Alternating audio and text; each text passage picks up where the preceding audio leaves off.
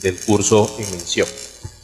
Pues bien, sin más preámbulos, el día de hoy vamos a desarrollar este tema importante y neurálgico dentro de la formación de los ingenieros civiles, dentro del ejercicio profesional de los ingenieros civiles, que viene a ser la parte de la estructuración, ¿no? Bien claro se dice estructuración sismo resistente. El primer tema, vamos a desarrollar 5 temas en total el día de hoy.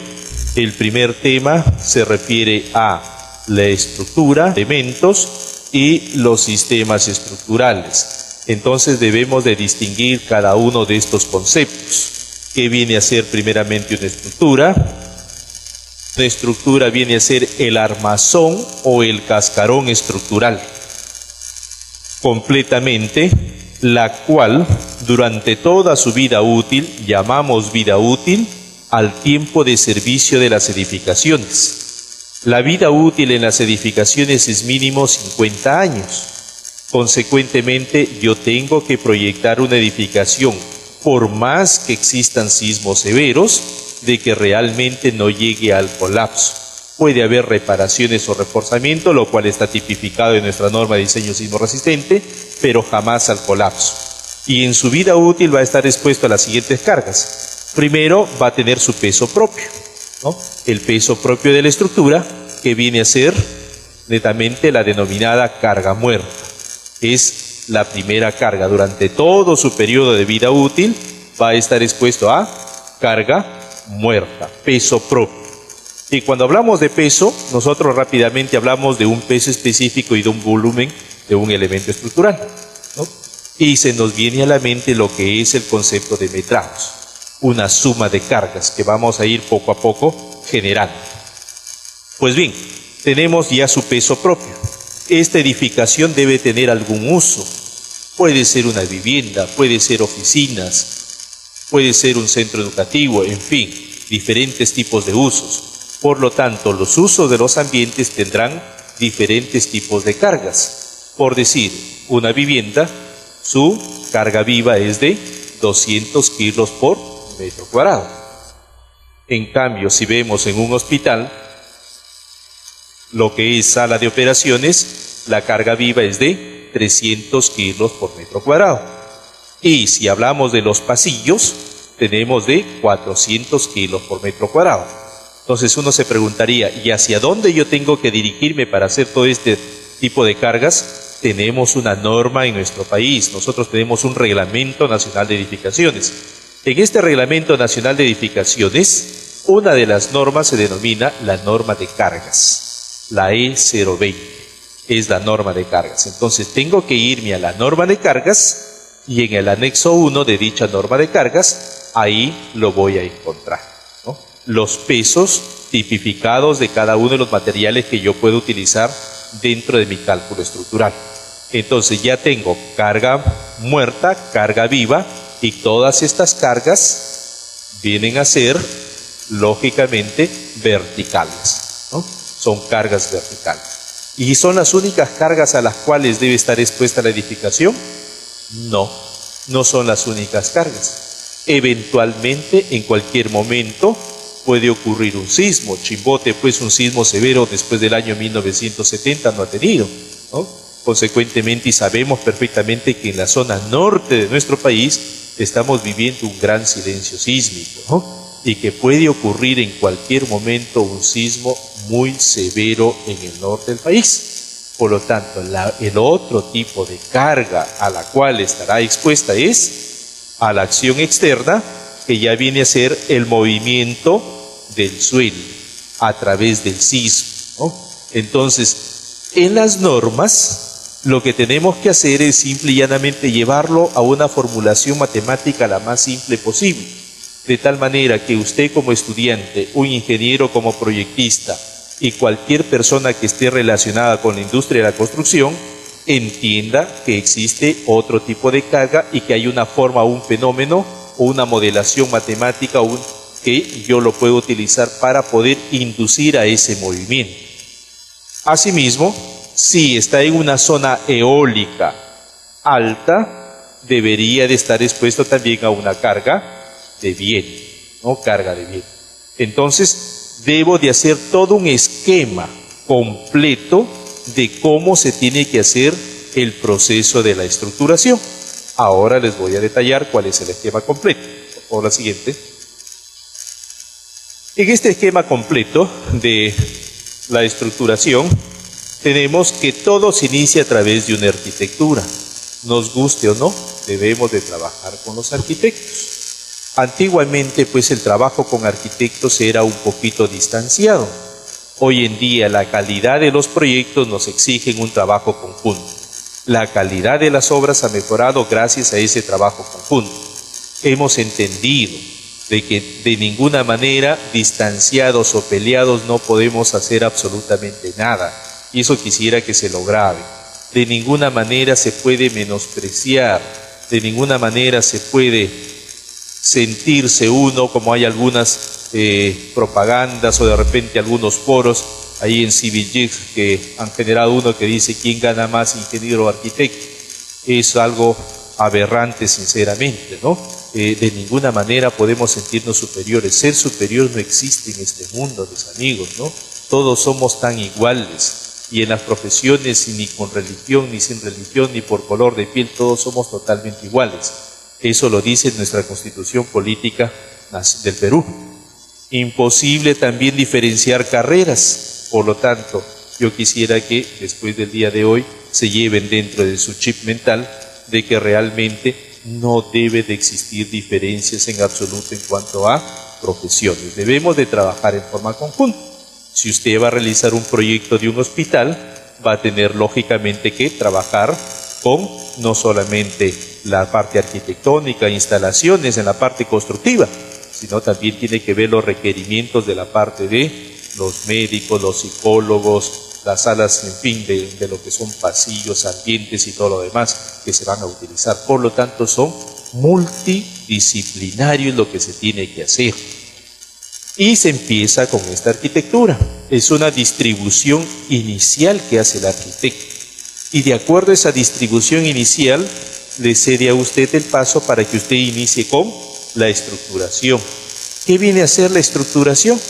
Viene a ser la primera etapa donde usted dice, bueno, estos son los ambientes y yo voy a colocar acá columnas, voy a colocar por acá algunos muros, las vigas son muy peraltadas, voy a tener que cambiar de tipo de estructuración, no un concreto reforzado, un preforzado, en fin, usted empieza a estructurar.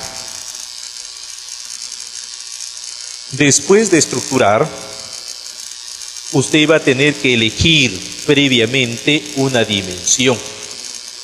Usted de ninguna manera puede decir, pues a ojo de buen cubero, las dimensiones son tal y tal y así va a ser toda la vida, ¿no?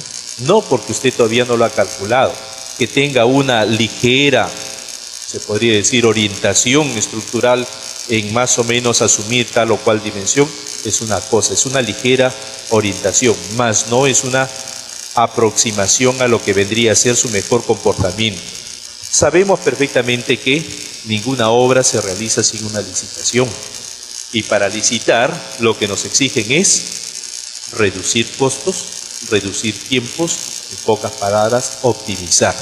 Si yo voy con estructuras muy rígidas, probablemente no gane la licitación. Entonces yo tengo que optimizar. Eso de yo aproximadamente tengo tales dimensiones o para una columna qué tipo de acero se va a utilizar, depende de los usos, depende de la configuración, depende de muchas cosas. ¿Puedo tener un ratio? Sí, pero no tengo una certeza de que eso va a ser lo más adecuado. Consecuentemente, otro de los puntos que tienen que llevarse el día de hoy es que jamás usted puede dar una aproximación como una certeza, de ninguna manera. Tiene que realizar un cálculo. Una vez que ha predimensionado, le dice, usted se divide en dos cosas, porque ya vio de que existe carga vertical y también existe carga lateral. Hay dos tipos de efectos que va a estar expuesta a la edificación. Dentro de la carga vertical yo hago un metrado. En este metrado considero el 100% de la carga muerta y el 100% de la carga viva. Y si quiero predimensionar, puedo factorar un poco más para poder darle mayor amplitud a la cimentación. Luego de haber metrado, me doy cuenta que por sismo también tengo que hacer su metrado en forma paralela. Pero por sismo ya no se utiliza, miren ustedes, el 100% de la carga viva, sino se utiliza un porcentaje. ¿Y qué porcentaje voy a utilizar? ¿No? Entonces, si yo voy a trabajar con sismo, tengo que irme a una norma que es la E030 de diseño sismo resistente. Y en esta norma, la E030 de diseño sismo resistente, nos dice que depende del uso de la edificación, uso o importancia. Por decir, si es una vivienda, le dice, vas a considerar el 25%, igual que si fuese un hotel. Pero si tú vas a tener un centro educativo, vas a tener que utilizar el 50%. Consecuentemente son distintos los metrados, ¿no? Vamos ya diferenciando. Una cosa es metrado por carga vertical y otra cosa es metrado por carga lateral, carga de sismo. Después de ello usted modela y casi siempre se inducen los dos, el mismo edificio con las dos cargas, y se genera todo el efecto sísmico. Un error que por ahí empieza ya usted a inducir como estructural. Porque cuando usted hace la modelación, por decirle, por carga vertical, tiene una losa aligerada, por carga vertical usted tiene unas viguetas. Y como sabemos, las viguetas se han colocado para poder flexionarse, ¿no?, ante las cargas a las cuales va a estar expuesta. Consecuentemente, esa losa aligerada es flexible, porque se va a flexionar. En cambio, esa misma losa aligerada por sismo ya no se comporta como flexible, se comporta como un diafragma rígido, como una gran placa horizontal, donde todos los nudos van a depender del movimiento inducido en el centro de masa. Consecuentemente son dos modelaciones diferentes, y lo que siempre hacemos en una sola y la idealizamos así. Después de haber modelado, usted va a tener que hacer su análisis, tanto por carga vertical como por efecto sísmico. Y después de tener el análisis, usted tiene resultados. Si yo tengo resultados, debo de comprobar dichos resultados si están bien o no están bien. Tenemos ciertos controles que vamos a hablar en los siguientes minutos. 1, 2, que vendría a ser capacidad portante, y el control número 2, que vendría a ser el de asentamientos.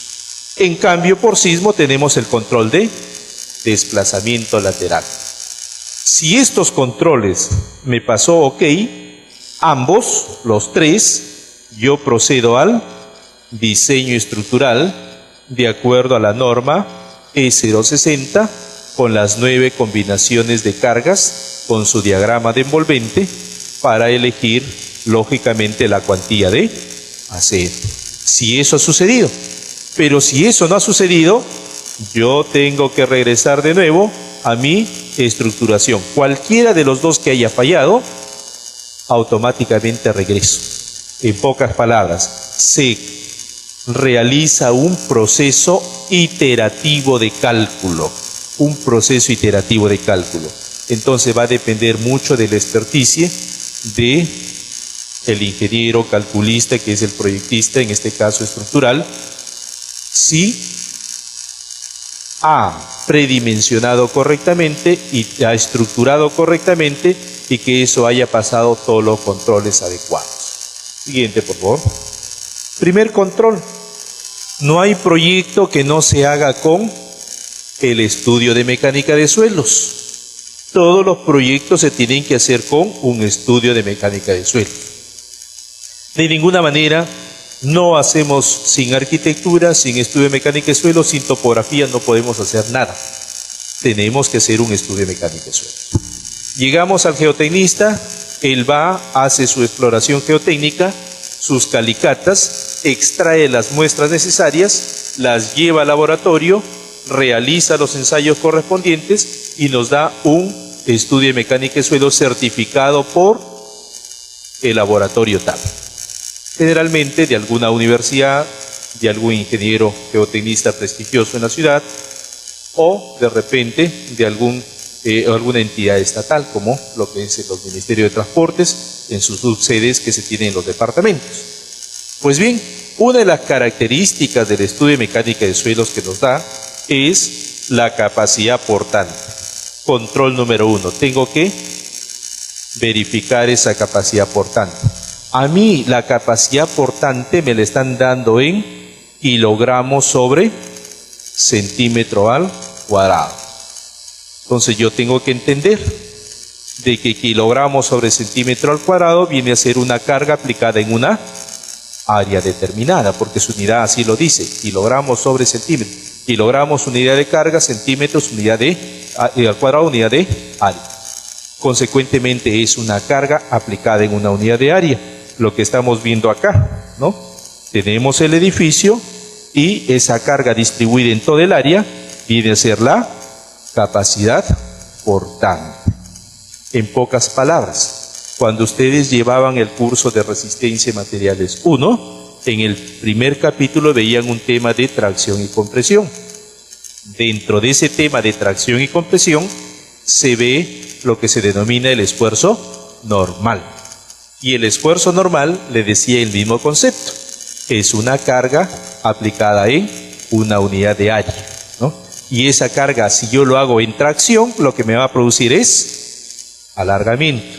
Y si lo hago en compresión, lo que me va a producir es acortamiento. Consecuentemente, este edificio, acortarse, va a ser mínimo. Lo que va a hacer es generar un siguiente control que viene a ser el asentamiento, ¿no? El siguiente control que viene a ser el asentamiento. Miremos, dentro de esta capacidad portante conocida como resistencia del terreno, kilogramos sobre centímetro cuadrado, yo lo puedo verificar de la siguiente forma. Yo entiendo que el edificio tiene un peso, pero no solamente el edificio tiene un peso, sino también el cimiento tiene otro peso. Entonces sumo los pesos acumulados del edificio y del cimiento y lo divido entre el área, y eso viene a ser el esfuerzo normal de compresión. Este esfuerzo normal tiene que ser menor a la capacidad admisible del terreno o capacidad portante del terreno. También lo podemos distinguir o lo podemos en cierto modo resumir que la capacidad portante podría ser también una carga en una superficie, de acuerdo a los conceptos de la estática. Pues bien, ¿en qué ratios? Acá sí tengo que trabajar con ratios. ¿En qué ratios estará esta capacidad portante? Porque el geotecnista nos da ciertos valores y nosotros solamente lo utilizamos para saber si el suelo es bueno, es intermedio o es flexible, nada más, ¿no?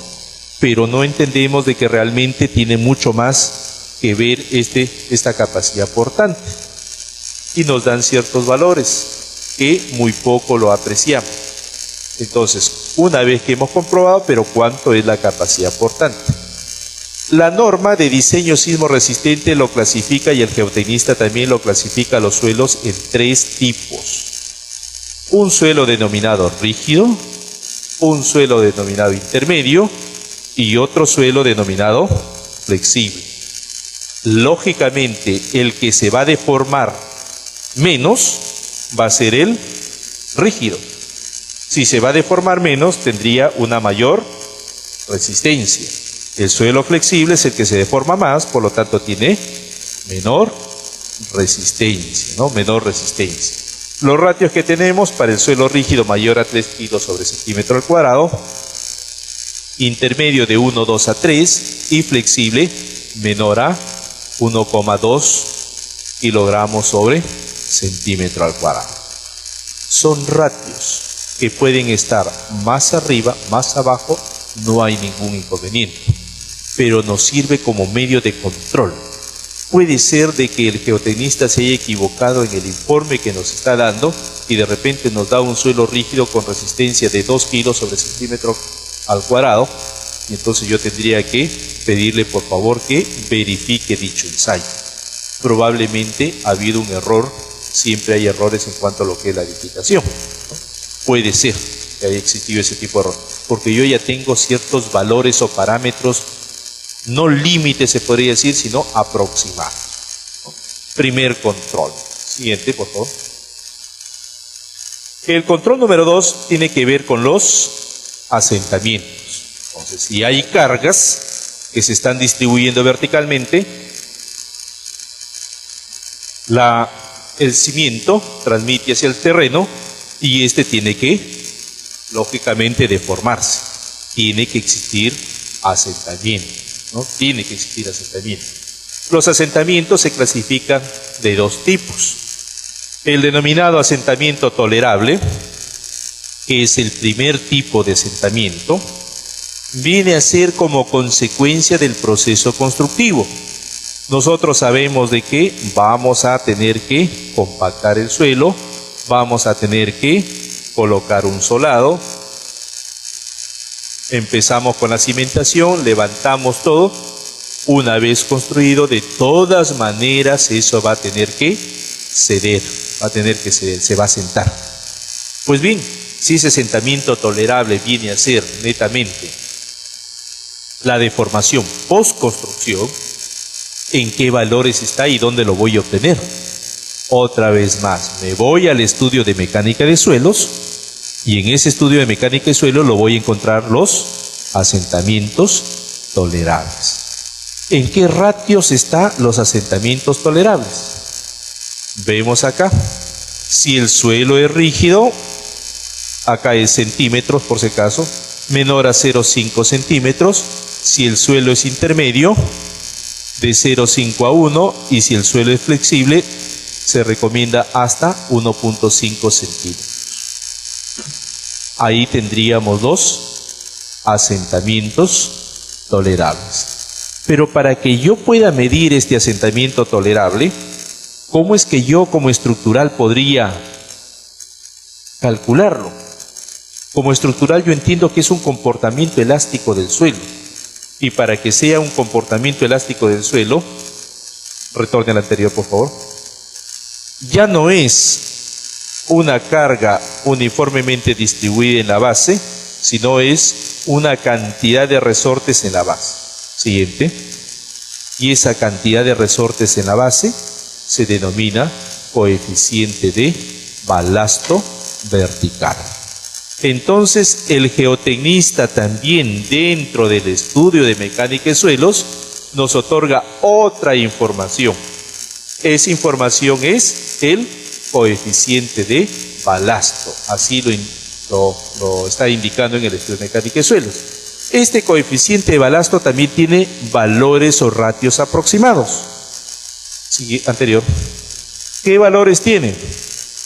Si el suelo es rígido, mayor a 6 kilos sobre centímetro al cubo. Cuando ustedes han llevado algún curso de estructuras y han trabajado con un resorte, en un punto, la unidad de rigidez del resorte le han dicho kilogramos sobre metro.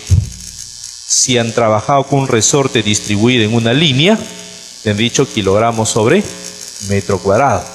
Y si es en una superficie, significa un colchón de resortes, viene a ser kilogramos sobre metro o centímetro al cubo. Entonces es un colchón de resortes. ¿Quién indujo todo esto? Winkler. Winkler, por el año 1887, nos planteó de que el suelo se deforma y por lo tanto los asentamientos son diferentes en cada uno de los puntos. Hay que calcular.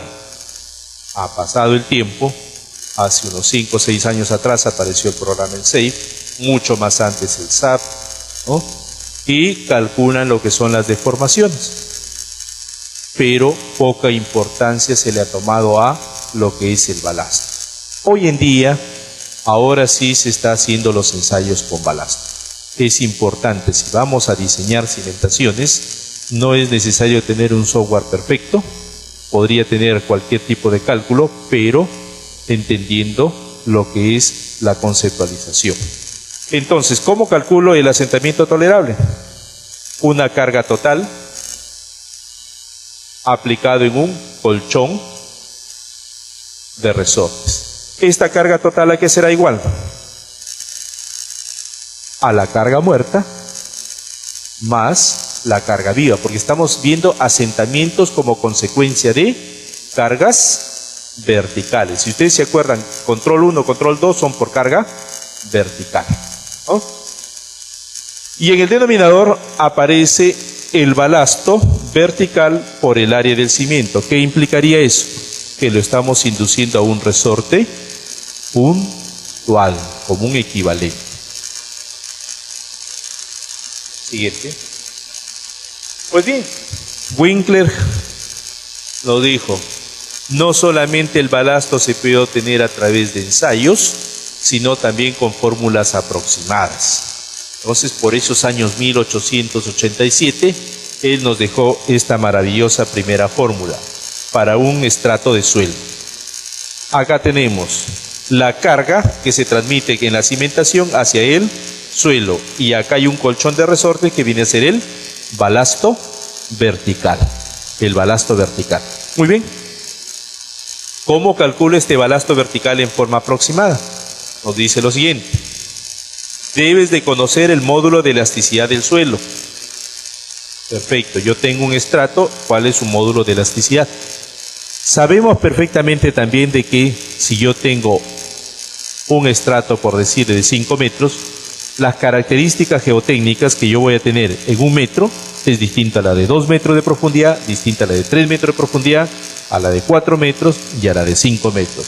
Son características diferentes, ¿ya? Diferentes. Pues bien, entonces tengo, se podría decir, el módulo de elasticidad donde está la cimentación apoyada, el colchón o el espesor de todo el estrato, 5 metros como hemos dicho, ¿no? Por ejemplo, multiplicado en el denominador por 1 menos 2 veces el coeficiente de Poisson elevado al cuadrado, coeficiente de Poisson del suelo. Todas estas características son del suelo. Hasta ahí se quedó Winkler. Por el año 1924 apareció Pasternak, y Pasternak generó el segundo coeficiente de balasto, significa lateral, pero también certificó la primera relación de Winkler y generó esta segunda relación de Winkler para 2 estratos.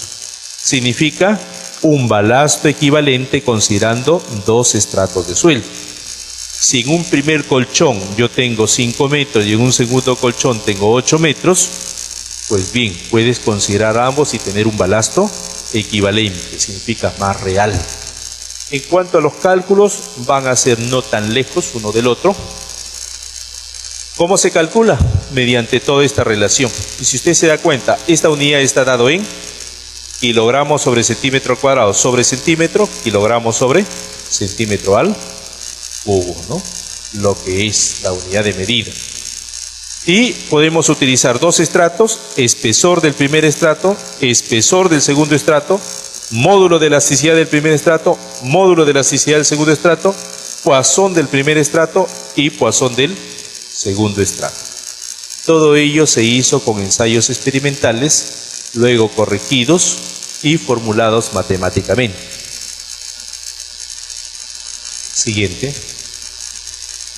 El otro control, esto está tipificado en nuestra norma. Tenemos una norma de suelos y cimentaciones, que es la E050, la norma de suelos y cimentaciones. En uno de los puntos de nuestra norma de suelos y cimentaciones nos habla acerca de el asentamiento denominado diferencial. Nos dice, hay un asentamiento denominado diferencial. ¿Y cómo lo entiende la norma este asentamiento denominado diferencial? Nos dice, miren señores, producto de las cargas, esta parte, esta zapata tiene un asentamiento S1 y esta zapata tiene un asentamiento S2. Distintos asentamientos. No son iguales. Si no son iguales, eso implicaría que el edificio va a girar. Por lo tanto, yo tengo que controlar estos asentamientos de tal manera que esto gire, pero que no pierda la estabilidad. Porque si pierde la estabilidad, no es necesario un sismo, puede colapsar. Entonces tengo que ver los denominados asentamientos diferenciales. El problema es de que ni asentamiento tolerable ni asentamiento diferencial se ven en los proyectos estructurales. Consecuentemente, lo que se les está indicando no son cosas nuevas, son cosas tipificadas en las normas, en los cálculos, y que deberíamos de controlarlos, ¿no? No debemos de olvidarnos de ninguna manera de estos tipos de cálculos, ¿no?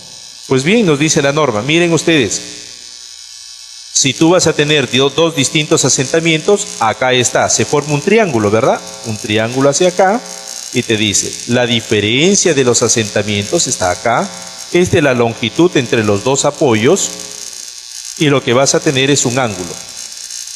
La norma de suelos y cimentaciones lo conoce como desviación o distorsión angular. Dice, eso se llama desviación o distorsión angular. Pues bien, y te da un parámetro. Te dice, mire señor, como yo voy a sacar la tangente, viene a ser este S2 menos S1 entre él, ¿no? Es eso la tangente. Y yo sé de que este ángulo es pequeño porque si es grande se va abajo inmediatamente la edificación, ¿no? Entonces es pequeño.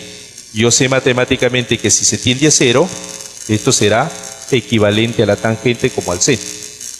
Como es equivalente, consecuentemente puedo deducir de que la desviación angular será la diferencia de asentamientos entre la longitud.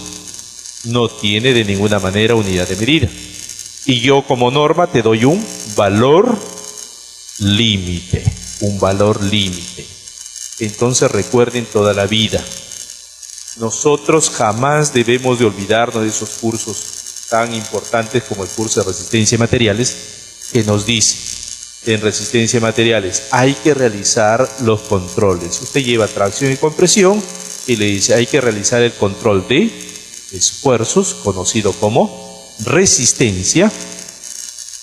¿Qué hemos hecho con el control de esfuerzos? ¿Cuál ha sido? Lógicamente la capacidad portante.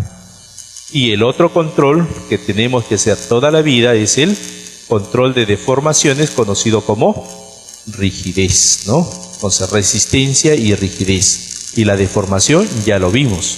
Asentamientos tolerables, asentamientos diferenciales, ¿no? Entonces tenemos que hacer un control de rigidez también.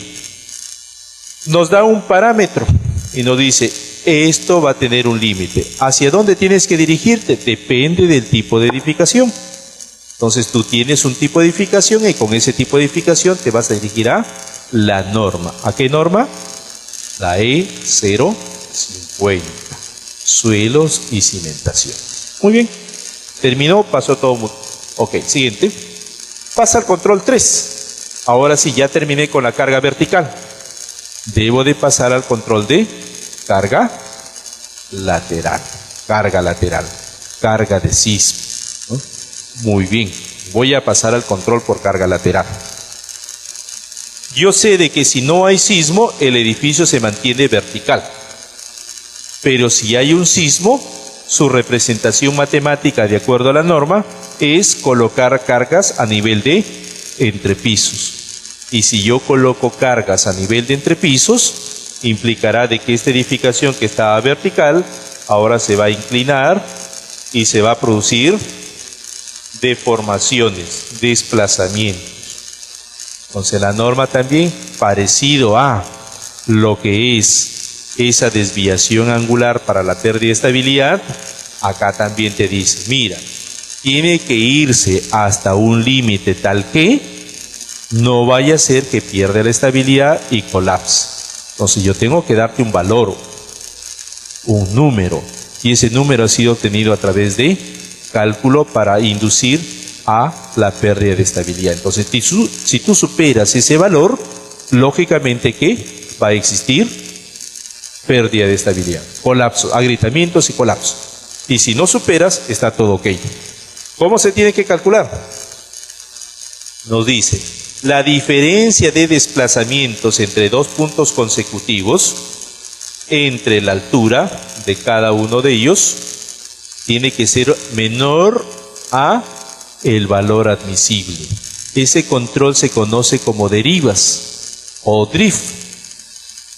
En este control nos dice la norma, bueno, si tienes una estructura de concreto armado, por ejemplo aporticada o de concreto en general, tienes un valor, se le ha puesto acá un beta, no está como norma, en la norma como beta, se le ha puesto un beta para entender de que es similar a lo que es el asentamiento diferencial.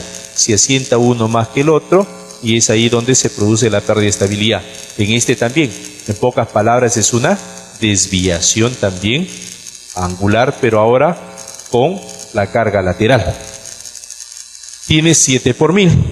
Si es albañilería, 5 por 1000. Y así te da para los tipos de edificaciones que tú vas a proyectar. Depende del tipo de edificación y con eso te estoy dando los valores límites. Muy bien. Y si se nota, acá se tienen que considerar las alturas hasta el lugar del empotramiento perfecto, ¿no? Del empotramiento perfecto. Hasta ahí se tiene que considerar como altura. Al mismo tiempo, nos dice, bueno, estos desplazamientos, si tú estás calculando con un software, hoy en día todos calculan con software, es imposible que en una oficina de proyectos estén haciendo cálculo manual. Todos utilizan el software, perfecto. Nadie está en contra del software. Yo también estoy a favor del uso del software. Pero hay que también leer la norma. La norma nos dice, bueno, si tú vas a hacer un cálculo con un software, estás hablando de un cálculo denominado, un desplazamiento denominado elástico. Y si tú haces un desplazamiento elástico, lo que yo debo de controlar no es el desplazamiento elástico. Lo que tengo que controlar lateralmente es a través del desplazamiento real. Desplazamiento real. ¿Y cómo es que yo tengo que calcular el desplazamiento real? No te preocupes, te dice la norma, yo te voy a dar un factor. Para que tú obtengas este desplazamiento real, que va a ser este de acá y este de acá, vas a obtenerlo multiplicando por 0,75 R del valor obtenido en el software. Entonces, el software te va a dar este desplazamiento denominado elástico. Es otro de los errores que a veces se induce, que hacen su control de desplazamientos y todos los desplazamientos o las derivas les ha salido ok. ¿Pero por qué les ha salido ok? Porque lo que han obtenido no es el desplazamiento real, sino es el desplazamiento denominado elástico. Y ese desplazamiento elástico tienes que amplificarlo. Tienes que amplificarlo por 0,75 R. ¿Qué es R? Es el factor de reducción sísmica que también está en la norma, la E030. Entonces, este control 3 es a través de la norma E030 de diseño sismo resistente. Siguiente. Ahora vamos a pasar a los elementos estructurales. Ya habíamos definido lo que es una estructura y los principales controles. Pasaremos ahora sí a lo que son los elementos estructurales. Entendemos de que cada uno de estos elementos también tendrán que estar expuestos a ciertas cargas y consecuentemente no debo de olvidarme que tiene que hacerse también control de resistencia, que son esfuerzos, y de rigidez, que son deformación. Muy bien, entonces miramos el primer tipo, vamos a lo que es el cimiento. El primer tipo de elemento, en cuanto a lo que son cimentaciones, miremos el cimiento corrido. Nosotros llamamos un cimiento corrido cuando se tiene un cimiento con una proporción de 1:10 cemento hormigón más 30% de piedra grande. A eso se denomina un cimiento con esas proporciones. Piedra grande es aquel que supera las 6 pulgadas como dimensión. Encima de este cimiento está un denominado sobrecimiento, que es donde voy a calzar el muro. La albañilería ahí la voy a colocar. Por lo tanto, el sobrecimiento debe de tener el espesor igual al del muro. ¿no? Igual al del muro. Muy bien, y este sobrecimiento tiene una proporción de 1:8 más 25% de piedra mediana. Estamos hablando de 4 pulgadas, 3-4 pulgadas. Encima de esto se coloca acá el muro. Y empiezan los primeros problemas, como estamos mirando acá. Podemos observar de que acá se ha hecho el vaciado del sobrecimiento junto con la columna, Es un error típico que existe en obra, ¿no? Hace el vaciado uniforme y la columna pasa nada más tranquilo, que no hay ningún inconveniente. Todo está enterrado, nadie lo ve, ¿no? Pues bien, nosotros sabemos de que la columna tiene un concreto con una dosificación de mezcla con un F'C de 210 kilos sobre centímetro al cuadrado. Y este sobrecimiento llega a 140 kilos sobre centímetro al cuadrado. Consecuentemente, estás induciendo acá a una falla localizada. Es lo primero que estás haciendo.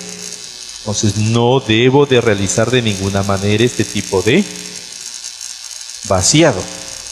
Muy bien. ¿Y por qué no lo calzo directamente al muro y ya me olvido del cimiento? Si ya tengo acá el muro, ¿para qué me es necesario este cimiento? Ya hemos visto que capacidad portante, ¿qué nos exige? Menor capacidad portante, ¿no? ¿Qué nos va a exigir? A mayor capacidad portante, menor área. A menor capacidad portante, mayor área de cimiento, ¿no? Mayor área de cimiento. Entonces yo necesito un área determinada hacia dónde se tienen que transmitir las cargas, porque este cimiento yo sé que le va a transmitir las cargas hacia el terreno, hacia el suelo de fundación. Si le va a transmitir las cargas hacia el suelo de fundación, consecuentemente debo de tener un área óptima. Si no tengo esa área óptima, me hace falta mayor área para distribuir, y ahí empiezan los asentamientos inmediatamente, ¿no? Entonces no lo puedo hacer así. ¿Por qué? Otra razón sería importante. Nosotros sabemos de que esta altura, esta altura que yo debo de tener del muro, lo podría colocar a un nivel 0. No lo puedo hacer, ¿verdad? ¿Por qué no lo puedo hacer? Porque realmente hay acciones externas. Todos los suelos tienen humedad y todos los suelos también tienen sales. Y la sal es un agente negativo a la arcilla, a la unidad de albañilería. Consecuentemente va rápidamente a atacar las sales hacia el muro. Para ello se recomienda levantar este sobrecimiento o la altura del muro donde se va a levantar 15-20 centímetros por encima del nivel 0. Evito la rápida transmisión de sales. La profundidad de este cimiento, como mínimo, nivel de terreno, nos bajamos hasta 1 metro como mínimo. 1 metro como mínimo que yo voy a tener que utilizar, ¿no? Y acá vemos otro de los casos. Los estribos. Vemos acá en las columnas la distribución de estribos. Podemos observar de que la distribución no es igual. Significa que los espaciamientos no son exactamente los mismos. Van variando, como ustedes pueden apreciar, ¿no? Van variando. Acá tenemos un espaciamiento menor y se va alejando. Primero empieza cada 5, 10, 15, 20, 25, 30 y se empieza a reducir de nuevo. ¿Por qué se hace eso? Entonces tengo que entender el trabajo del estribo. ¿El estribo para qué me sirve? Para controlar el corte, pero el corte no significa la fuerza cortante. Y viene la otra mala conceptualización del estructural, que dice corte, allá, tienes que comprobar la fuerza cortante ahí. No es solamente la fuerza cortante, el corte viene a ser la inducción de los esfuerzos que vas a tener localizados en este sector. Controla el cortante, pero el corte lateral se podría decir, ¿no? Pues bien, entonces vas a ir menos espaciado y en la parte central sabemos de que la distribución de esfuerzos o el diagrama de momento en el centro va a ser nulo, punto de inflexión, ¿no?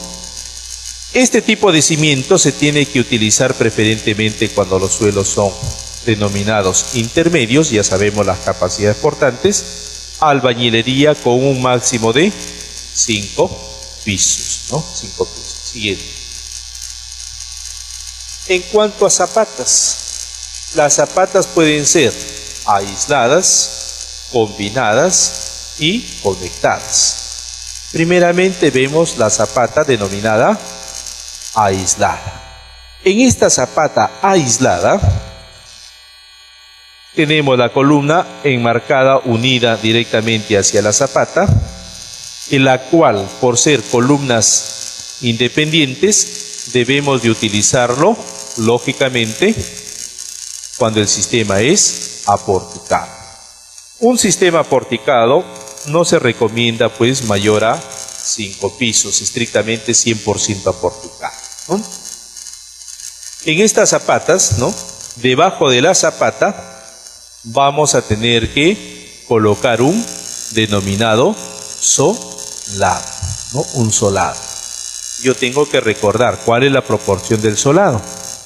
Ahora el solado es una mezcla cemento-arena. Cemento-arena. El solado, la proporción que yo puedo utilizar es de 1:10 o 1:12. Y el espesor del solado, 10 centímetros o máximo 12 centímetros, el espesor del solado. Encima del solado empiezo a colocar mi acero. Entonces, como ya es con acero, estructuralmente hablando de concreto armado, tengo que protegerlo ante la corrosión. Entonces tengo que irme a la norma para poder verificar lo que es el recubrimiento. ¿Cuánto es el recubrimiento que se tiene que utilizar para una zapata? 7 centímetros, ¿no? 7 centímetros. Y al utilizar esos 7 centímetros en obra, ¿cómo es que voy a calzar toda esa malla? Voy a tener que colocar unos dados de concreto para poder colocar la malla y luego proceder con la parte constructiva. Siguiente. Lógicamente que zapatas aisladas tienen que utilizarse cuando el suelo es de buena resistencia, significa suelo rígido, suelo rígido. Zapatas combinadas. Zapatas combinadas vemos que une 2 o más columnas en un solo bloque. ¿Por qué se produce eso? Porque cuando yo hago mi predimensionamiento de mis zapatas, me salen que las zapatas están traslapando una con otra en una dirección. Si se están traslapando en una dirección, mejor hago lo que es netamente una zapata combinada, las uno directamente en esa dirección. ¿Para qué tipo de suelos? Se utiliza para suelos intermedios.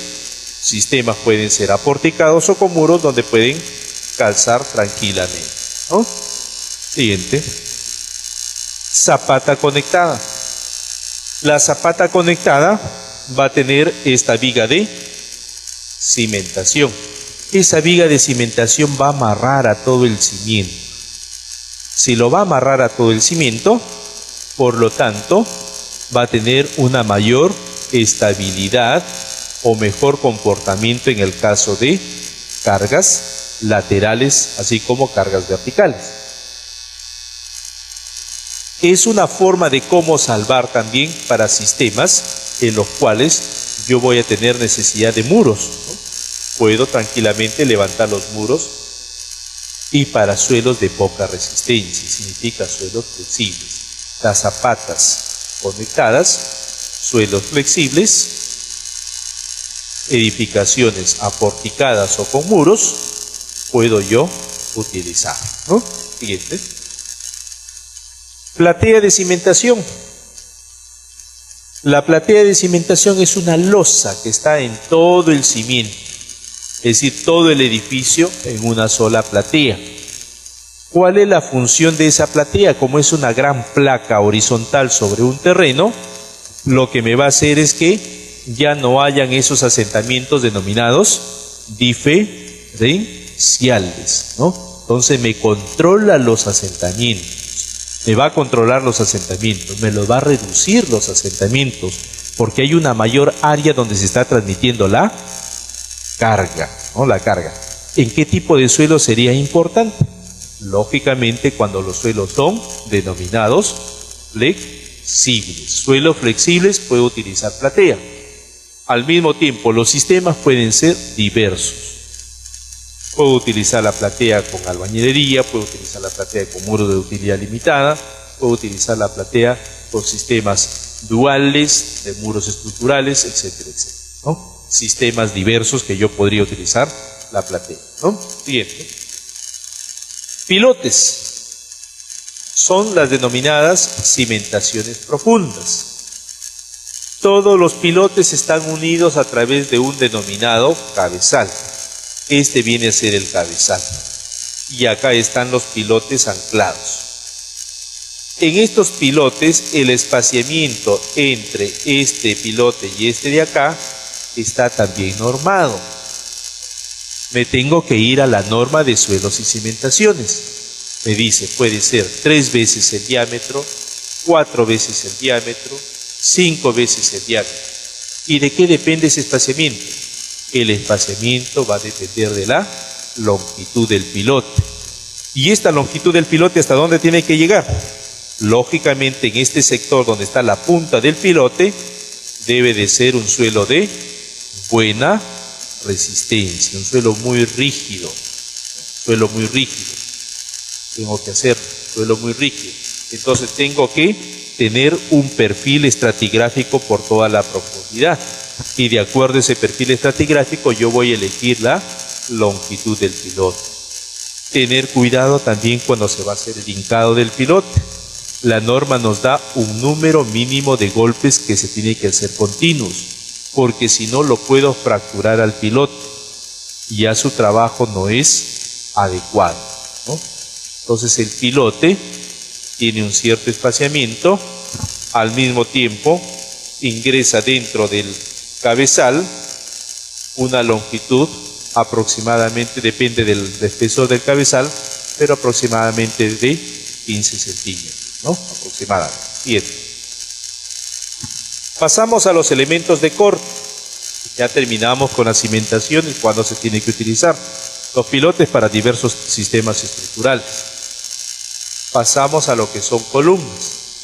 Sabemos que las columnas siempre van a trabajar ante una carga vertical que va a ser su peso y la va a seguir transmitiendo hacia abajo, entonces va a trabajar en compresión y durante un sismo también aporta rigidez lateral, por lo tanto se va a deformar, se va a desplazar. Entonces va a trabajar tanto a compresión como a flexión. Consecuentemente todas las columnas trabajan a flexo-compresión.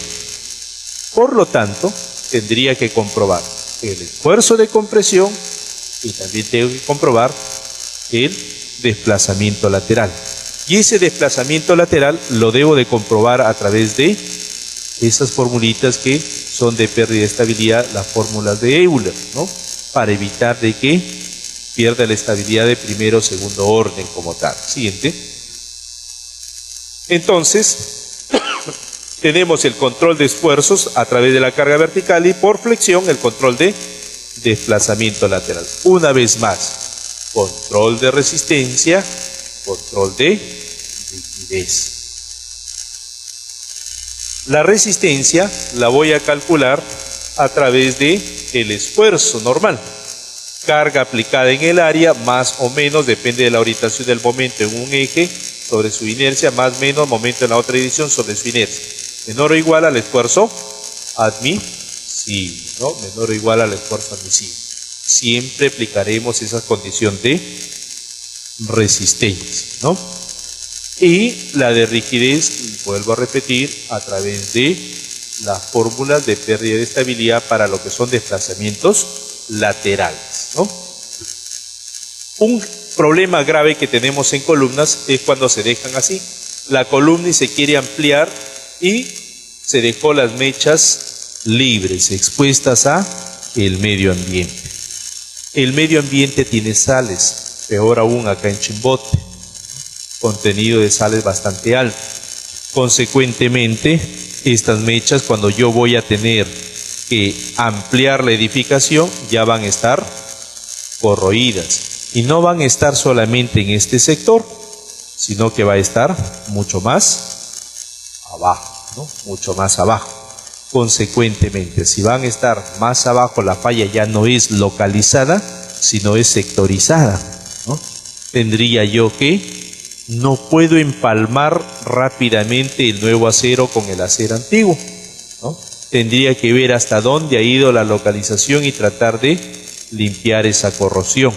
Entonces, ese tipo de casos no deben de ninguna manera estar expuestas las columnas, las del acero que se va a tener que empalmar, ¿no?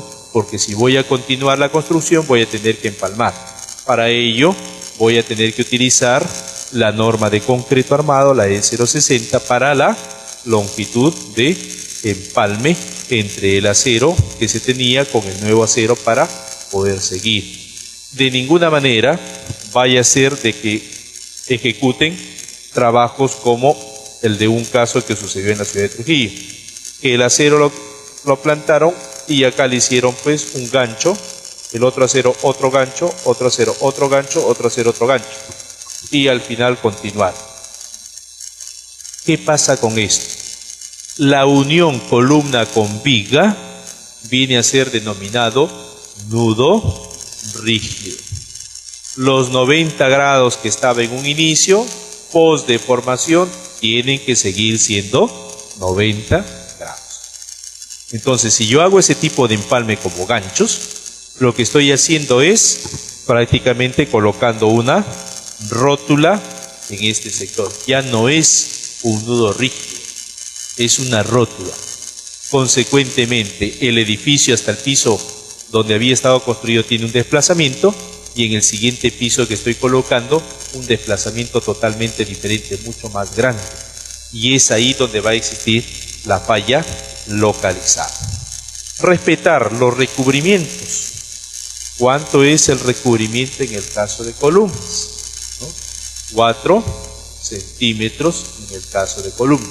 ¿Y para qué se utiliza ese recubrimiento? Para evitar la rápida transmisión de sales y que se genere la corrosión. El recubrimiento lo está protegiendo del medio externo, y el otro motivo es para evitar la rápida transmisión de calor cuando exista un incendio. Si yo tengo un recubrimiento no respetado de acuerdo a la norma, lógicamente sé de que el acero, su coeficiente de dilatación térmica es bastante alto. Lo va a reventar el recubrimiento del concreto, va a estar expuesto y lógicamente la edificación puede llegar al colapso, ¿no? Son dos razones importantes. Siguiente. Muros.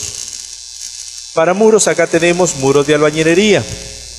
Estos muros de albañilería, como podemos apreciar, se tiene que levantar no en forma todos al mismo nivel, en el sentido de este ladrillo de acá, el otro tiene que estar exactamente calzado en la misma área, se podría decir, sino tiene que levantarse en forma dentada.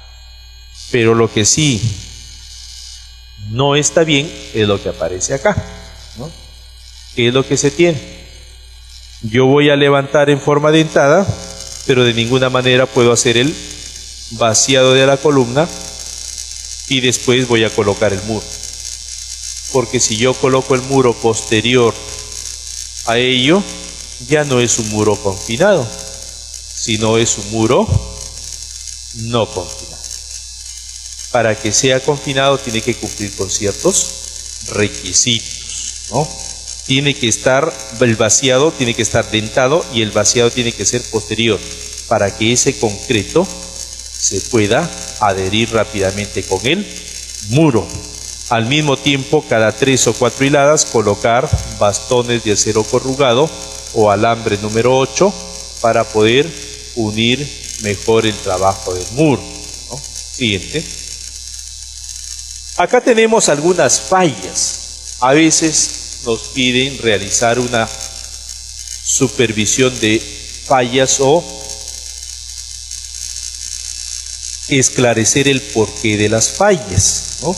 En el caso de muros, tenemos una primera falla, un agrietamiento por la vertical de arriba hacia abajo en el muro. ¿Debido a qué? ¿Por qué se produce ese agrietamiento por la vertical?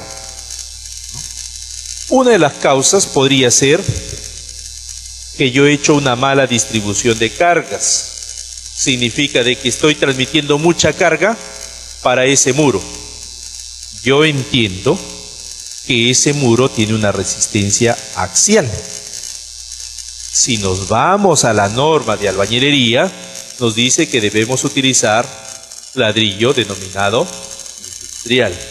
Y ese ladrillo denominado industrial tiene una resistencia aproximada de 65 kilos por centímetro cuadrado, sobre centímetro cuadrado. En cambio, si nosotros utilizamos un ladrillo denominado artesanal, ese ladrillo tiene una resistencia más o menos de 40-45 kilos sobre centímetro cuadrado. Entonces, ¿qué es lo que le quiere decir con eso? Yo soporto hasta 45, de ahí me agrieto. En cambio, el otro ladrillo yo puedo soportar hasta 65. Pero si yo podía soportar a 65 y tú me has hecho una mala transmisión de cargas y me estás dando 80 kilos, ya no puedo. 80 kilos por centímetro cuadrado no voy a poder. Va a tener que agrietarse. Es bien raro que esto suceda por una mala distribución de cargas, ¿no? El proyectista sí ejecuta una buena transmisión de carga. Puede ser de que la viga no haya tenido el peralte adecuado. Y si no ha tenido el peralte adecuado, sabemos que a mayor peralte, lógicamente menor deformación, ¿no? Entonces puede ser que esté flexionándose mucho la viga con las cargas, y esa carga concentrada, lógicamente que la zona crítica es la parte central, y de ahí se agriete hacia abajo. Pero lo más seguro es de que realmente lo que ha querido el constructor, el ingeniero, el residente, ¿no?, ha sido generar mayor utilidad. Y para generar mayor utilidad hace una comparación entre lo que es netamente costo de un ladrillo industrial versus costo de un ladrillo artesanal, y se da cuenta pues que realmente el costo es mayor en el industrial. Por lo tanto, yo quiero mayor utilidad, voy a ir directamente al artesanal. Voy a una ladrillera de la zona donde se hace el cocido de los ladrillos de arcilla y suficiente. Llevo a la obra, ejecuto, y después de un tiempo vienen los problemas. Agrietamiento. Yo como contratista, no se preocupen, regreso, vamos a hacer el resanado. Es externo nada más. Muy bien, hacen el resanado, vuelve a aparecer después de un tiempo el agrietamiento. Y así va a ser toda la vida. ¿Debido a qué? Mala calidad del ladrillo. Después, ¿no?, a veces consultan por internet también algunas personas. Tengo este proyecto. ¿Yo podría cambiar el ladrillo? Sí, puedes cambiarlo, pero ya se perdió el confinamiento, ¿no? Lo que se pierde es el confinamiento. Porque ya sabes que para el confinamiento, ¿qué tiene que hacerse? Vaciado posterior al asentado del muro. Bastones, ¿dónde le vas a colocar? Ya está la cosa más complicada. Cuando hay un agrietamiento localizado, pero de arriba hacia abajo en un sector, definitivamente eso tiene que haber sido problema de asentamiento. ¿Y dónde? En ese sector donde está apareciendo ese agrietamiento por la vertical. Cuando exista un agrietamiento localizado, pero solamente una longitud determinada,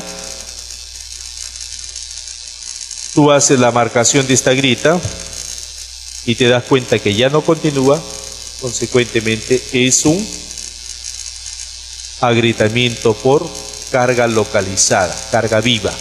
Probablemente han colocado, ha tenido su sala de estudios el hijo y ha colocado muchos libros, muchos carga en ese sector. Entonces, eso es lo que se ha localizado en ese bloque. Consecuentemente se produce este tipo de agrietamiento.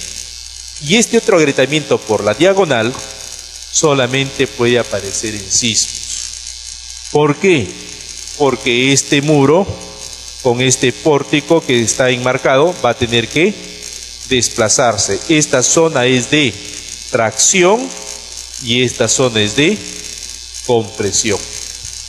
Consecuentemente, yo tendría que, antes de construir, realizar el mismo proyectista lo que es netamente el esfuerzo o la resistencia a la compresión diagonal que sí se hace en los laboratorios.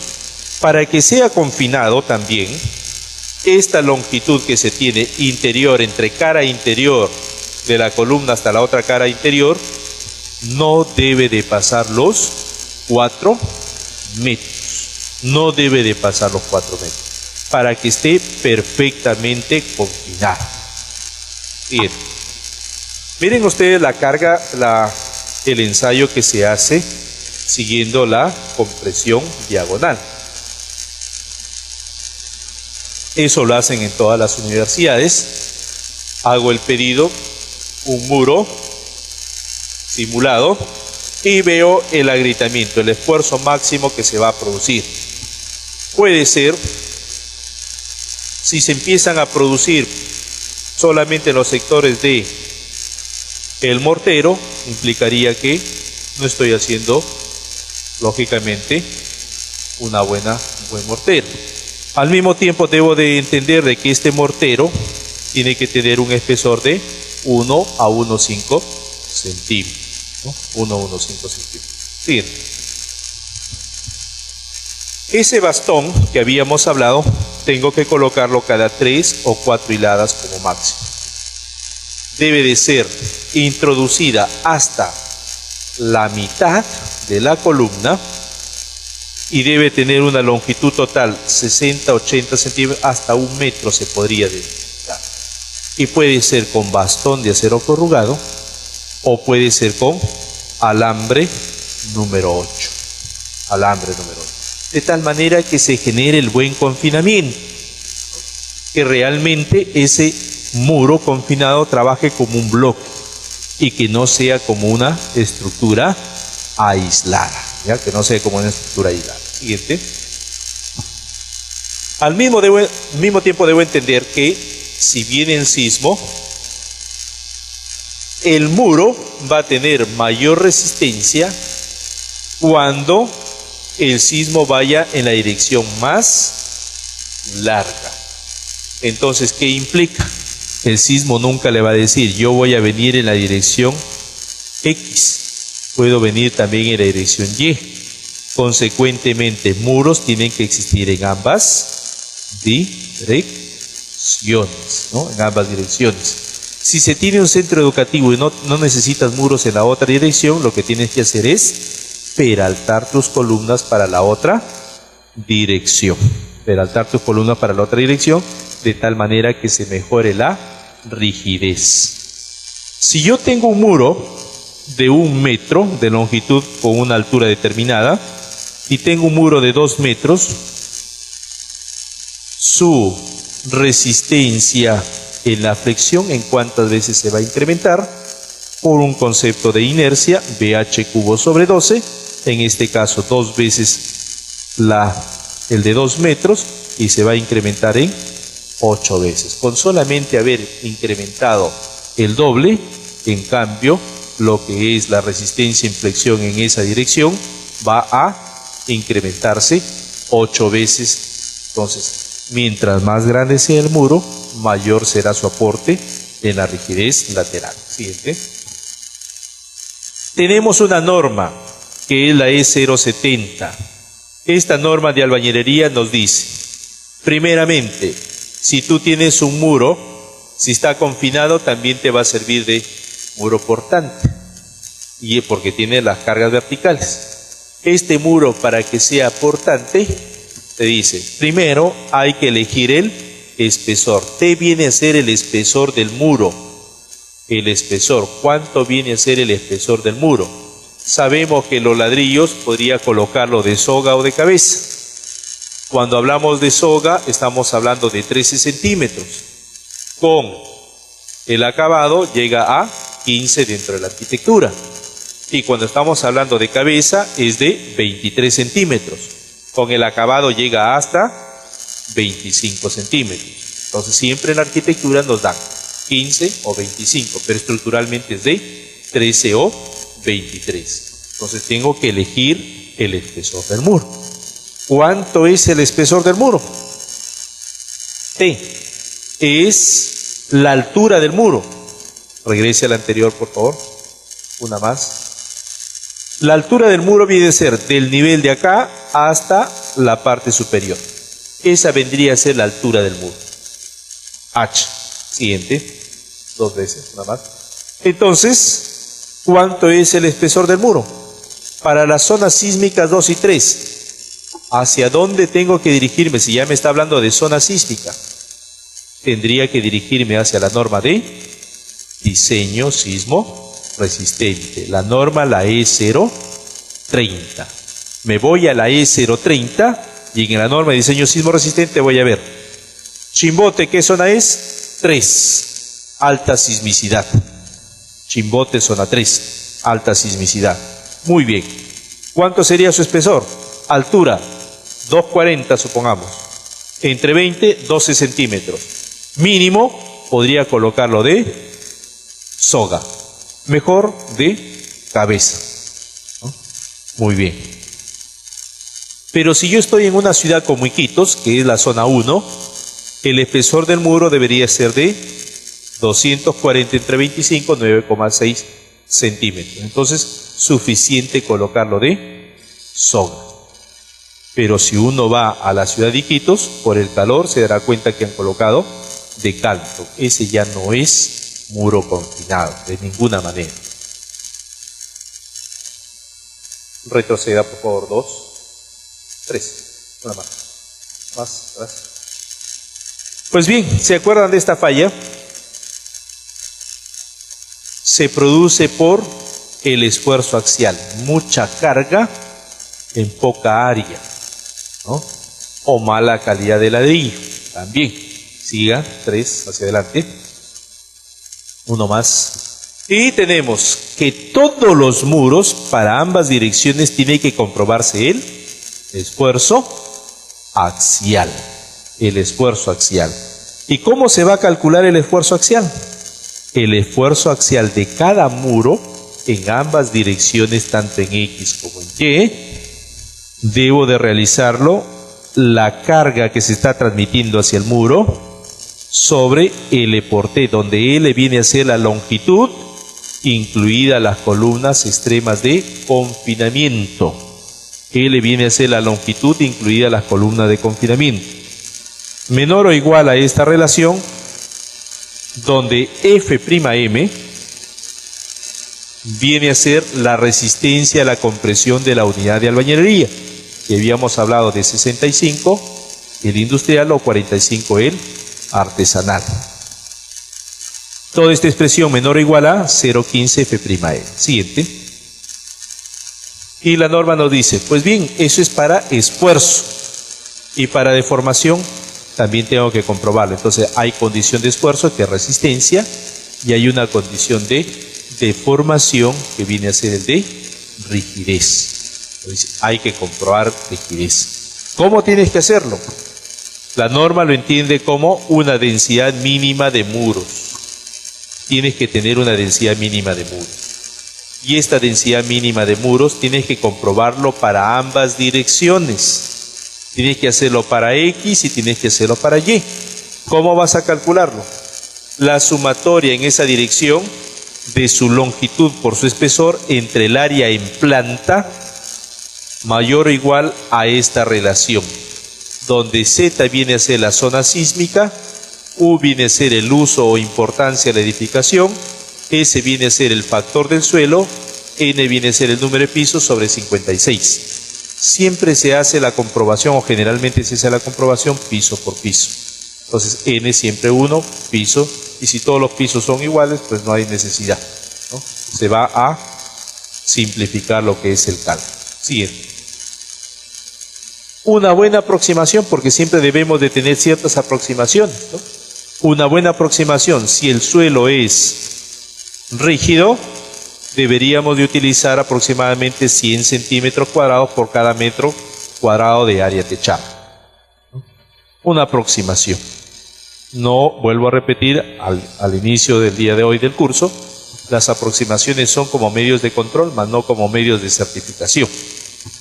El otro, si el terreno es flexible, 140 centímetros cuadrados por cada metro cuadrado de área techada. Siguiente. Placas. Las placas tienen que ser continuas. De ninguna manera, ya entendiendo el muro, si yo a ese muro, se acuerdan, de 2 metros, lo divido en el centro, ya no se va a incrementar su rigidez en 8 veces, sino se va a incrementar 2 veces cada 1 metro, en pocas palabras, 2 veces. Entonces, si yo genero bajar instalaciones por una placa, lo que estoy haciendo es reducir su rigidez lateral.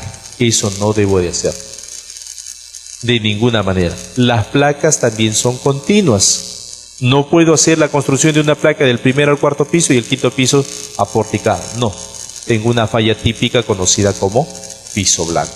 No debo de hacer eso. Tiene que ser continua del primer hasta el último piso. Bien.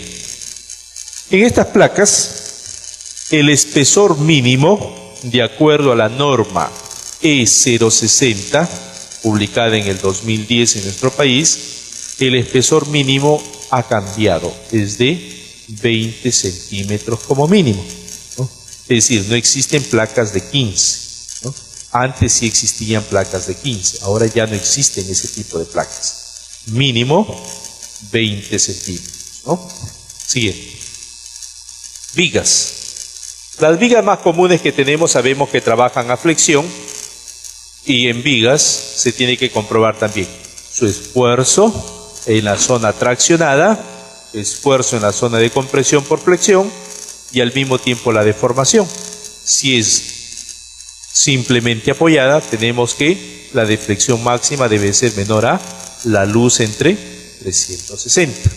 Tenemos vigas peraltadas que son estructurales y la viga denominada chata, que no es estructural y que se simula dentro de la misma losa, mejor dicho, es del mismo espesor de la losa. Siguiente. En cuanto a losas, tenemos varios tipos. Siguiente. Primero, tenemos la losa aligerada. Esta losa aligerada está compuesta por ladrillos o bloques de tecnopor. Acá se colocan las viguetas. El ancho de la vigueta en obra es de 10 centímetros. 10 centímetros, el ancho de la vigueta. Pues bien, pero también tenemos viguetas industrializadas. Y estas viguetas industrializadas tenemos de 12, de 13 centímetros. Depende también de lo que vamos a utilizar. Entonces ahí se acoplaría mejor lo que es el bloque de tecnopor, ¿no? Bloque tecnopor para la vigueta. Estas viguetas van a trabajar en flexión, por lo tanto, ante carga vertical, siguiente, van a comportarse como flexible y ante carga lateral como diafragma rígido. La losa maciza. La losa maciza es concreto armado, como podemos ver, acero más el vaciado del concreto. Nos va a permitir tener una mayor longitud en cuanto a los espaciamientos. Pues vamos a ver el predimensionamiento de cada uno de ellos, ¿no? Mayor espaciamiento en cuanto a lo que es longitud para un menor espesor, pero como es de concreto armado, su peso es totalmente diferente también, ¿no? Siguiente. Y la losa nervada, que se utiliza el concreto armado más unos nervios recuperables para poder darle la forma, ¿no? Bien. En cuanto a las edificaciones, ya nos paseamos por los elementos estructurales. Sistemas estructurales. Siguiente. Tenemos primero la albañilería simple, que viene a ser el adobe o no reforzado. Tenemos ciertas ventajas con este uso, pero también tenemos desventajas. Las principales ventajas que es térmica y acústica. Y la desventaja principal es que no es sismo resistente. La norma nos permite o nos pide proyectar 2 niveles como máximo en zonas sísmicas, de tal manera de evitar ya los colapsos que se ha tenido en la historia nacional. Siguiente. El confinado. Máximo debemos de levantar 1,20 m de altura por día. ¿Pero por qué debemos de levantar máximo 1,20 m de altura por día? Para evitar el aplastamiento del mortero, ¿no? Evitar el aplastamiento del mortero. Máximo 5 pisos de altura. Es un sistema que ya ha sido, y tenemos una norma muy buena, así está categorizado, catalogada a nivel internacional. Una norma muy buena que tenemos en albañilería, ¿no?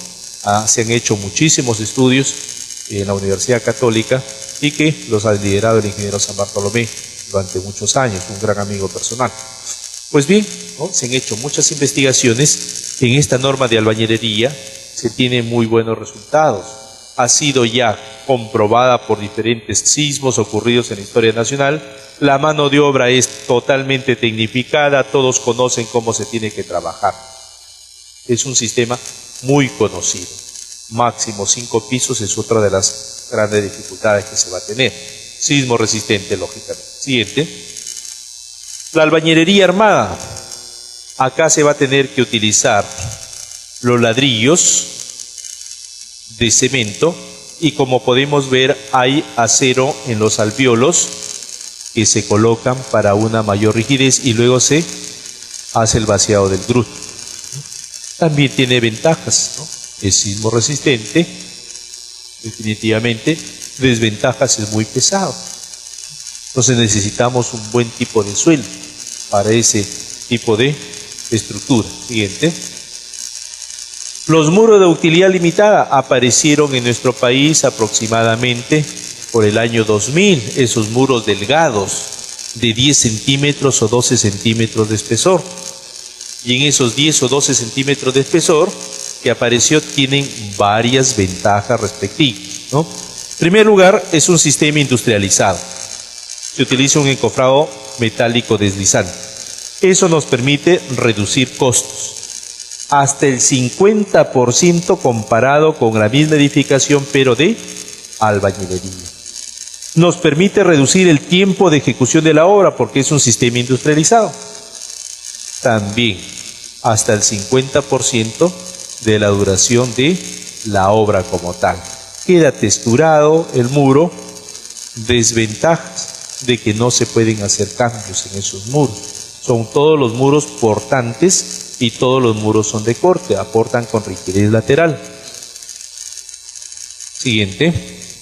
Acá tenemos el esfuerzo de fluencia, es el mismo que el acero corrugado, 4200, pero su nombre de ductilidad lo indica. Ductilidad significa que va a llegar más rápido a la rotura que el acero corrugado. Si va a llegar más rápido a la rotura, consecuentemente, ¿qué podríamos entender?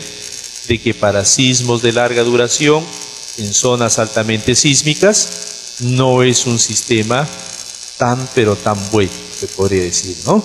Entonces, muy a pesar de que realmente cuando se hace el análisis sísmico, pasa los controles de derivas o de drift que habíamos indicado al inicio, tranquilamente, por esa alta densidad de muros, ¿no? Lleva una malla electrosoldada en el interior, como podemos apreciar. Siguiente. Su proceso constructivo, tenemos la platea o losa de fundación, se colocan unas varillas de fijación de 60 centímetros de altura, luego se introduce lo que es netamente la malla, siguiente, cada 30 centímetros, el vaciado del concreto, está el encofrado metálico, se desencofra y queda totalmente texturado. Siguiente. Siga. Las estructuras metálicas. Hoy en día los centros comerciales mucho se utiliza la estructura metálica. En la estructura metálica, ¿qué es lo que tenemos que tener muy en cuenta? En la estructura metálica lo que debemos de tener muy en cuenta es que debemos de controlar cada una de las uniones. Y las uniones se controlan en las estructuras metálicas a través de los pernos de anclaje. Esos pernos de anclaje tienen que ser comprobados al corte. Significa el esfuerzo tangencial. En esos pernos de anclaje vamos a tener que elegir la cantidad de pernos de tal manera de que esto no vaya a producirse el efecto del corte. Otra desventaja importante es el efecto corrosivo, ¿no? Tiene que utilizarse lógicamente pinturas anticorrosivas para evitar una rápida corrosión, pero ventajas enormes. Es un sistema muy rápido, es un sistema realmente que se van a reducir costos, es un sistema que se van a tener grandes luces con la losa colaborante, ¿no? Entonces tiene grandes ventajas. Siguiente. Vamos a pasar a unas preguntas de autocontrol que lo he llamado y juntos vamos resolviendo para ver cuál es la respuesta, ¿no? Sin necesidad de mirar el texto, ¿no? Esta pregunta está en la página 5 del texto que les han entregado el día de hoy. Pero no es necesario que lo miren para que juntos lo hagamos, ¿no? De tal manera de que entendamos cada uno de los conceptos que hemos hablado en la mañana, ¿no? El día de hoy en este primer bloque. Nos dice, la primera pregunta nos dice, ¿la carga muerta depende del peso específico del material y del volumen del elemento estructural? Verdadero, ¿no? Entendimos excepto la losa. La losa aligerada, que esa sí es carga por área, ¿no? Verdadero. Segundo, según la norma de carga, la carga viva para viviendas es de 400 kilos por metro cuadrado. Falso. Es de 200 kilos por metro cuadrado. El peso propio de la losa aligerada de 20 centímetros es 300 kilos por metro cuadrado. Losa aligerada. Verdadero. Losa de 20 centímetros vale 300. Losa de 17 vale 280. ¿No? Eso está en la norma de cargas. Si la resistencia a la albañilería de ladrillo artesanal es de 45, se podría afirmar que su módulo de elasticidad es 22,500. El módulo de elasticidad es 500 veces F'M, de acuerdo a la norma de albañilería. Si multiplico 500 por 45, me va a salir ese resultado. Por lo tanto, es verdadero. Si una viga de concreto cubre una luz de 6 metros, ¿podríamos indicar que sus dimensiones son de 30 por 40? Falso. El peralte de la viga debe ser de 1/10 de la luz. Si es de 6 metros, se me está diciendo concreto armado, no me está diciendo es preesforzado, sino concreto común, ¿no? 1/10 debería ser de 60 y la base la mitad, 30. ¿No? Por lo tanto, ahí tendríamos verdadero, falso, verdadero, verdadero, falso. Letra B, ¿no? Siguiente. Tenemos otra pregunta, ¿no? Otra pregunta. Nos dice, los estribos en una viga de concreto armado son menos espaciados en la parte central debido a que existe mayor fuerza de corte. Falso. Los estribos en la viga son menos espaciados en los extremos. Es ahí donde existe el mayor cortante, ¿no? Mayor cortante. En un cimiento corrido se utiliza para el cimiento una proporción 1:10 más 50% de piedra grande. Falso. El porcentaje es de 30%. ¿La función principal de las placas es resistir las cargas verticales? No, las placas son para carga lateral, por lo tanto también es falso. Las viguetas hechas en obra son de 10 centímetros. Verdadero. En edificaciones con muro de utilidad se recomienda reforzar el muro con acero corrugado en los extremos de la malla electrosoldada con la finalidad de soportar las altas concentraciones de esfuerzos. Es lo primero que se hacía para mejorar su calidad. Tan igual como el muro de albañilería, al imponerse una carga lateral, va a tener zona traccionada y zona de compresión. Por lo tanto, las zonas localizadas van a ser las esquinas, donde van a tener las fallas. Consecuentemente, es ahí donde yo tengo que mejorar, reforzar. Hoy en día se está haciendo el primer nivel de acero corrugado completamente. De ahí, muro con lo que es malla electrosoldada. Y si quiero mayor número de pisos, porque la norma nos pide como máximo 7 pisos con este sistema, si quiero de 9, de 10, la norma nos dice, primero tienes que hacer los 6 primeros pisos de concreto armado y luego con muro de ductilidad limitada. Pregunta 3, está en la página 3. ¿El peso específico del acero es 2,4? Falso. El peso específico del acero es 7,8. Este es del concreto. ¿Se entiende por carga viva la carga permanente? Falso, ya hemos dicho, carga viva es carga temporal, ¿no? Depende del uso. El espesor mínimo del muro portante de albañilería confinada de 2,4 para la ciudad de Iquitos es de 13 centímetros. Verdadero, ya indicamos, habíamos calculado la parte última. Si una losa aligerada es de 20 centímetros, entonces el ladrillo de techo tiene que ser de 17.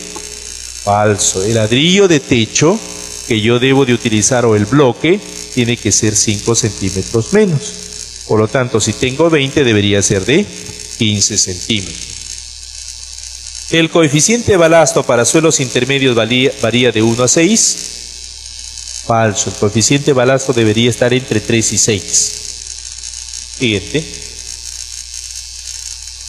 Pregunta, página 13 del mismo texto. Una estructura es un armazón que soporta únicamente cargas verticales de gravedad, es decir, muertas y vivas. No, el armazón tiene que en su vida útil también soportar las cargas de sismo, carga lateral. En una columna se colocan los estribos menos espaciados en la parte superior e inferior, debido a que se generan grandes esfuerzos en dichas zonas. Verdadero, ya habíamos indicado. Menor espaciamiento, parte superior y parte inferior, y luego se van reduciendo, no se van ampliando, cada 10, 15, 20, 25, 30, y luego se empieza a reducir. Las zapatas aisladas se deben de utilizar en suelos blandos, debido a que distribuye mejor los esfuerzos en una gran área. No, las zapatas aisladas deberían de tener un suelo rígido, sistema porticado. Si un muro de corte se incrementa su longitud 2 veces, ¿se puede decir que su rigidez en flexión se incremente 2 veces también? Ya lo habíamos visto, 8 veces. En todo proyecto estructural en zonas sísmicas se exige el control de desplazamientos laterales. Verdadero. Siguiente. Esto está en la página 20. La carga viva en hospitales para sala de operaciones y pasillos es 400 y 500. Falso, les dije 300 y 400. Ver norma de cargas. En un cimiento corrido se utiliza para el sobrecimiento una proporción de 1 en 8 más 30% de piedra mediana. Falso, 25%. Para una edificación de albañilería simple o no reforzada, sea sismo resistente, ¿la cimentación tiene que ser de concreto ciclopio? Sí. ¿Dinteles de concreto armado? También. ¿Reforzar los muros con malla electrosoldada? También. Verdadero. La evaluación de densidad de muros es obligatoria para la albañilería confinada y se calcula por esta relación. Verdadero. Ya lo habíamos visto.